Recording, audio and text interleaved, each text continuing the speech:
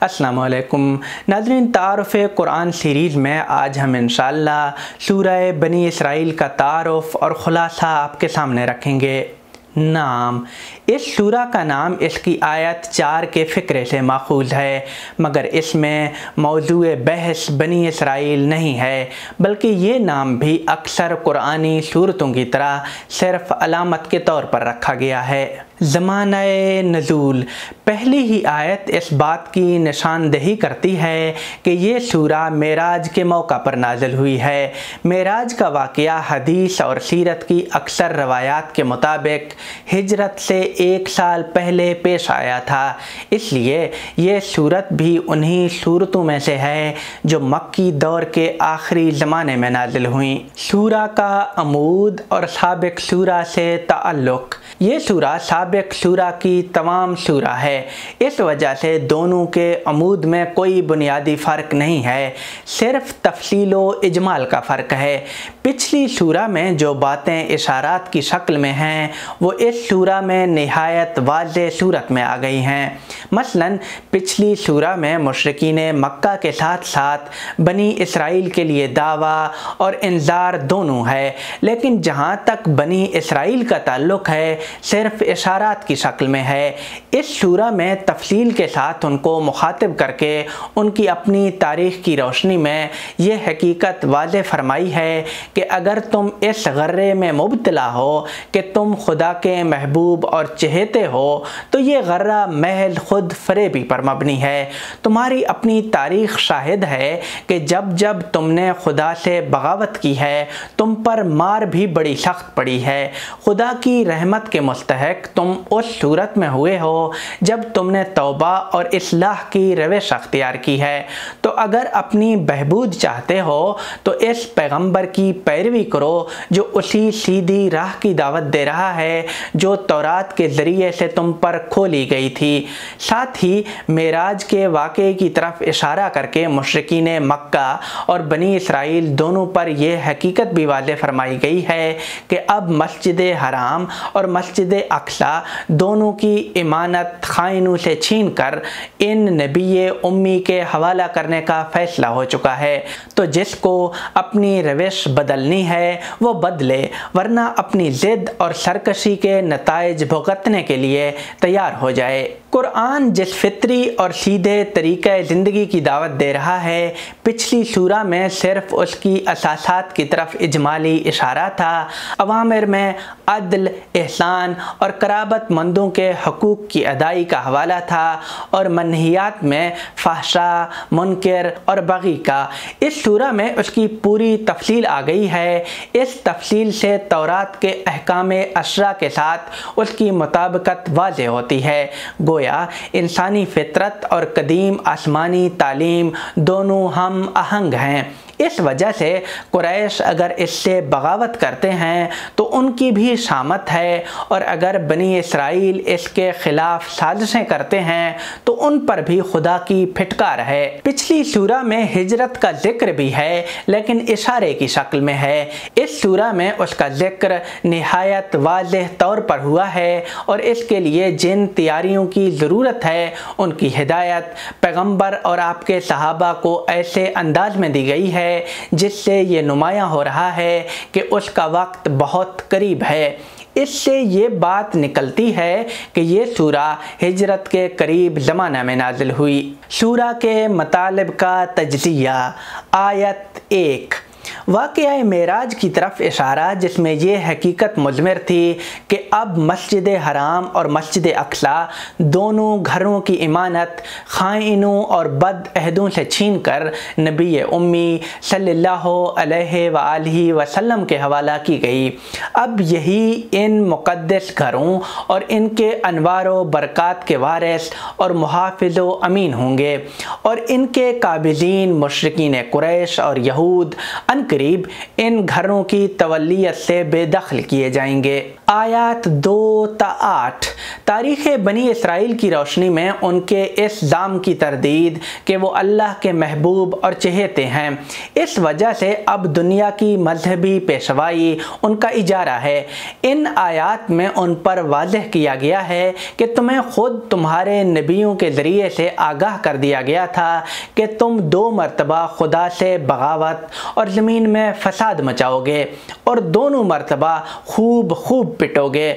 चुनाचे तुम्हारी तारीख़ शाहिद है कि तुमने 2 मरतबा खुदा से बगावत की और दोनों ही मरतबा खूब पिटे, एक मरतबा कलदानियों के हाथों और दूसरी मरतबा रूमियों के हाथों। तुम्हें कलदानियों के शिकंजा से निजात उस वक्त मिली जब तुमने अपने हालात की इस्लाह की। उसी तरह अगर आइंदा भी तुम खुदा की रहमत के मुस्तहिक बनना चाहते हो तो तौबा और अपने हालात की इस्लाह करो। इस नबी उम्मी की दावत ने तुम्हारे लिए तौबा और इस्लाह की राह खोल दी है। अगर सलामती चाहते हो तो इस दावत को कबूल करो और इसकी बरकत में हिस्सादार बन जाओ। अगर तुमने हसद में मुब्तला होकर इस नबी की तकज़ीब कर दी और हम अल्लाह के बेटे और चहेते हैं कि गर्रे में मुब्तला रहे, तो याद रखो कि हम चले नहीं गए हैं, हम तुम्हें फिर उसी तरह पिटवाएंगे जिस तरह इससे पहले पिटवा चुके हैं। आयत 9-21 मुश्रिकीन कुरैश और बनी इसराइल दोनों को कुरान पर ईमान लाने की दावत कि ये कुरान फितरत की उसी सिराते मुस्तकीम की तरफ रहनुमाई कर रहा है जिसकी तरफ साबिक अंबिया और पिछले सहीफों ने रहनुमाई की है। उनके लिए बशारत है जो इसको कबूल कर लें और उनकी शामत है जो इसको रद्द कर दें। उन लोगों की हालत पर अफसोस जो इस दावत हक़ को कबूल करने की बजाय हिस्सी मोजज़ात और अज़ाब की निशानियाँ मांगते हैं और उन निशानियों की तरफ तवज्जो नहीं करते जो आफाक में भी फैली हुई हैं और जिनकी तफसील इस किताब में भी कर दी गई है। ये अपने मज़ऊमा माबूदों पर तकिया किए बैठे हैं, हालांकि कोई जान किसी दूसरे का बोझ नहीं उठाएगी, हर एक को अपना बोझ खुद ही उठाना है। अल्लाह का तरीका यह है कि वो इंज़ारो तंबीह के बगैर अज़ाब नहीं भेजता। अब इनको तंबीह हो चुकी है, अगर इन्होंने इस तंबीह से फ़ायदा ना उठाया तो आगे अज़ाब ही का मरहला बाकी है। साथ ही अज़ाब के बारे में सुन्नते इलाही की वज़ाहत कर दी गई है। आयत 22-39 कुरान जिस तरीके अक़वाम की दावत दे रहा है उसकी तफसील ये तफसील वाज़ेह करती है कि तौरात के अहकाम अशरा और कुरान हकीम की इन हिदायत में पूरी मुताबिकत है और ये ऐन इंसानी फितरत के मुवाफ़िक हैं जिनके बग़ैर कोई सालेह मुआशरा वजूद में नहीं आ सकता। इस वजह से ना बनी इसराइल के लिए इनसे फ़रार का कोई जवाज़ है ना बनी इस्माइल के लिए।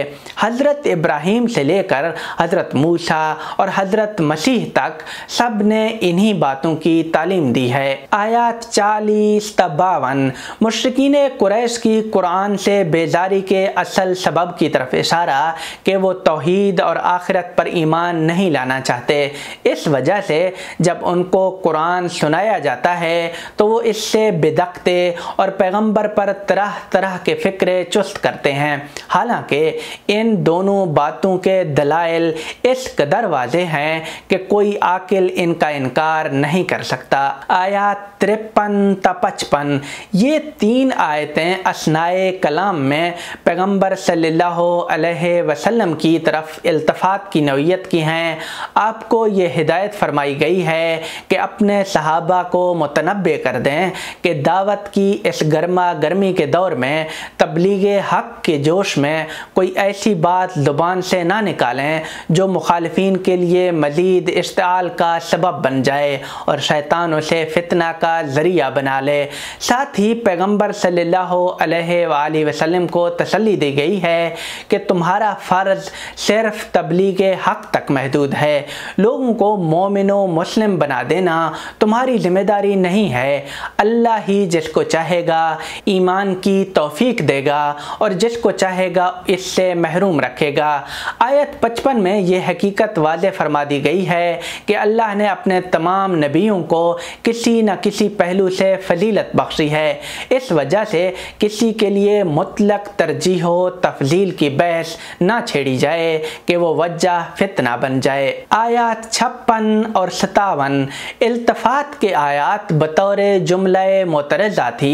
ان کے ختم ہونے کے بعد توحید کے اس مضمون کی تکمیل کر دی گئی جو اوپر سے چلا آ رہا تھا۔ مشرکین فرشتوں کو خدا کا شریک مانتے تھے، ان کی بابت فرمایا کہ خدا کا شریک ہونا تو الگ رہا، وہ تو خود برابر خدا کے قرب اور اس کی رضا کے حصول کے لیے جد و جہد میں سرگرم اور ہر وقت اس کے عذاب کے اندیشے سے لرزہ و ترساں ہیں۔ آیات 58 تا 60 مخالفین کے مطالبہ نشانی عذاب کا جواب اور اس بابت میں سنت الہی کا بیان۔ آیات 61 تا 65 مخالفین کے اعراض و انکار کے اصلی سبب کی طرف اشارہ کہ اللہ نے ان کو اپنی نعمتوں سے نوازا تو انہوں نے نعمت کو شکر کی بجائے کفر و استکبار کا سبب بنا لیا۔ اس معاملے میں انہوں نے ٹھیک ٹھیک ابلیس کے نقش قدم کی پیروی کی ہے اور ابلیس نے ان کے باب میں اپنا گمان بالکل سچ کر دکھایا۔ آیات 66 تا 72 نعمت پا کر انسان کے غرور و استکبار کی تمثیل اور آنکھیں کھول کر زندگی بسر کرنے والوں اور آنکھیں بند کر کے بھٹکنے والوں کے انجام کا بیان۔ آیات 73 تا 77 مخالفین کی مخالفت کے علی الرغم نبی کو دعوت حق پر جمے رہنے کی تاکید اور اس امر کا بیان کہ اگر قریش نے تمہیں اس سرزمین سے نکال دیا تو پھر ان کو بھی یہاں زیادہ دیر تک ٹکنا نصیب نہ ہوگا۔ نبی کی ہجرت کے باب میں سنت الہی کی وضاحت۔ آیات 78 تا 81 حصول صبر و ثابت کے لیے نماز کے اہتمام کی تاکید، قربت ہجرت کی طرف اشارہ اور اس کے لیے دعا کی تلقین، ظاہری حالات کے علی الرغم غلبہ حق کی بشارت۔ آیات 82 تا 89 مخالفین کی حرمہ نصیبی پر اظہار افسوس کہ وہ قرآن جیسی نعمت عظمیٰ کی ناقدری کر رہے ہیں، حالانکہ یہ ان کے لیے شفا اور رحمت ہے، اور تمام جن و انس مل کر بھی اگر ایسی کتاب لانا چاہیں تو نہیں لا سکتے۔ ضمناً وحی اور جبریل سے متعلق مخالفین کا ایک معترضانہ سوال اور اس کا حکیمانہ جواب۔ آیات 90 تا 100 کفار کی طرف سے بعض معجزات کا مطالبہ اور ان کا جواب۔ ہدایت و ضلالت کے باب میں سنت الہی کی طرف اشارہ، قریش کے متکبرین کو یہ تنبیہ کہ تم خدا کے خزائن نعمت کے ٹھیکیدار نہیں ہو کہ سمجھتے ہو کہ اگر نبوت کسی کو ملنے والی ہوتی تو تم میں سے کسی کو ملتی، یہ اللہ کا فضل ہے، اس نے جس کو چاہا دیا۔ آیات 101 تا 104 حضرت موسیٰ اور ان کے 9 معجزات کا حوالہ۔ ان معجزات کے دیکھنے کے باوجود فرعون کی سرکشی اور اس کا انجام۔ آیات 105 تا 111 خاتمہ سورہ۔ قرآن یکسر حق ہے، رسول کی ذمہ داری صرف انذار و تبشیر ہے۔ قرآن کا بالتدریج اترنا تعلیم کے پہلو سے ہے۔ جو بدبخت اس پر ایمان نہیں لا رہے ہیں ان کو ان کے حال پر چھوڑ دو، جن کے اندر علم کی روشنی ہے وہ اس پر ایمان لا رہے ہیں۔ اللہ اور رحمان سب خدا ہی کے نام ہیں۔ جو لوگ ان ناموں میں کوئی فرق کرتے اور ان کو بنائے اعتراض بناتے ہیں ان کے در پہ نہ ہو۔ اس دین کی روح میانہ روی ہے اور اس میانہ روی کو اپنی عبادات میں ملحوظ رکھو اور اللہ کی حمد اور اس کی تکبیر میں سرگرم رہو۔ ناظرین، اس سورہ کے ضمن میں آپ تک یہی باتیں پہنچانی تھی۔ بقیہ سورتوں کا خلاصہ دیکھنے کے لیے اس لنک پر کلک کریں۔ پلیز کامنٹ کر کے اپنی رائے سے آگاہ کیجیے گا۔ آپ کا بہت بہت شکریہ۔